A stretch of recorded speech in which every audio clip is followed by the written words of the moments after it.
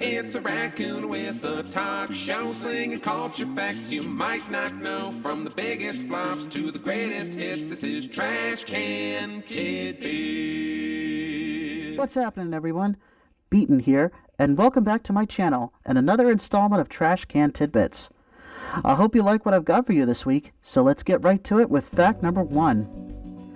Did you know that Indian actor Irfan Khan has appeared in 2 movies where there is a character named Richard Parker? He notably appeared as the adult version of the title character in Life of Pi, where the tiger in the lifeboat is named Richard Parker. But Khan also appeared in The Amazing Spider-Man as an original character named Rajit Ratha, who is the boss of the main villain, the Lizard, in the movie. His character has a major plot point regarding Peter Parker's father, whose name is, you guessed it, Richard Parker. Fact 2.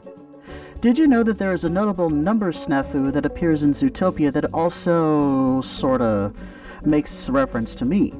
You may notice that I actually have 8 fingers, yet I make videos with 10 facts and still sorta count with my fingers.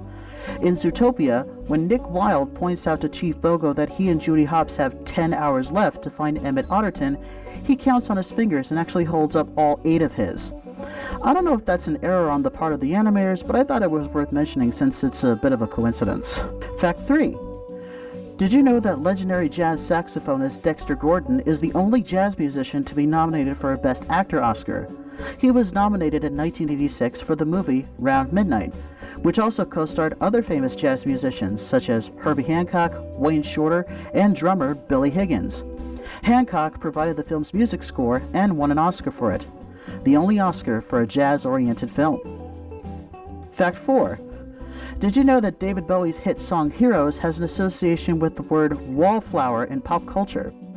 The song is prominently featured in the teen dramedy The Perks of Being a Wallflower, and one of the well-known covers of Heroes was featured in the movie Godzilla from 1998, which was performed by a group called The Wallflowers, famous for their hit song One Headlight.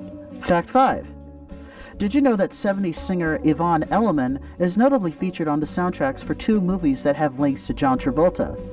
Elliman notably originated the role of Mary Magdalene in Andrew Lloyd Webber's rock musical Jesus Christ Superstar, where she got to perform the standout song I Don't Know How to Love Him. She also reprised the role in the film and also performed If I Can't Have You for the movie Saturday Night Fever. Interestingly enough, John Travolta auditioned to play Jesus in the former movie and didn't get the role because he was too young, at 17 years old. 3 years later, though, he got the lead role in Saturday Night Fever, and the rest is history. Fact 6. Did you know that despite the character of Cosette being an important role in the musical and film version of Les Miserables, that is actually not the character's real name? One major omission that was not addressed in any of the adaptations, but is in fact present in Victor Hugo's original novel, is Cosette's real name, Euphrasie. The name Cosette is in fact the character's pet name given to her by her mother, Fantine.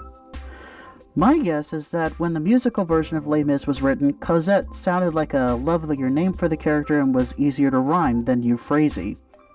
Who knows? Fact 7. Did you know that The Legend of Zelda: Link's Awakening is not just the first portable entry in the series, but also the first game in the franchise to have fishing minigames? Every Zelda game since has incorporated fishing due to it being a favorite pastime of the game developers. It is also the first Zelda game without any active involvement from series creator Shigeru Miyamoto. Fact 8. Did you know that the original Yellow Ranger from the Power Rangers started out as a man and was not actually a girl? The original Super Sentai series originated the characters, and the original character who became Trini the Yellow Ranger on Power Rangers was actually a man. The edited footage of the Yellow Ranger on the original Power Rangers remains the same, just disguising the gender change. Fact 9.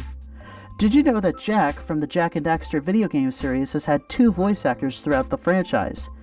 Excluding the game where he doesn't even speak at all, but instead made grunting noises like jumping, fighting, etc., Jack has been voiced by Michael Irwin, who played the teenage Bruce Banner in Ang Lee's Hulk movie in the second, third, and spin-off game Jak X Combat Racing, and by industry veteran Josh Keaton in Jak and Daxter: The Lost Frontier. That last game was intended to be the start of a new trilogy of Jack games, but it failed. And it failed hard. Fact 10. Did you know that the James Bond film Octopussy could technically be a sequel to the Ian Fleming short story of the same title? In the movie, the title character is a female jewel smuggler who is called Octopussy by her father, Major Dexter Smythe, who was an important character in the short story. In that story, Smythe, a decorated World War II veteran who was implicated in a diamond smuggling operation, is to be captured by Bond. 007 recognizes Smythe from his youth, and knowing that he would rather die than be court-martialed, allows him to kill himself. This is why Octopussy in the movie seems to recognize Bond's name when he is first mentioned to her. And there you go for this week. I hope you enjoyed this week's episode, and come back next week for more tasty trivia provided by me. Don't forget to like, subscribe, share, and of course, boop the bell to be notified for future videos. And finally, Happy Raccoon Appreciation Day! I'll see you next time.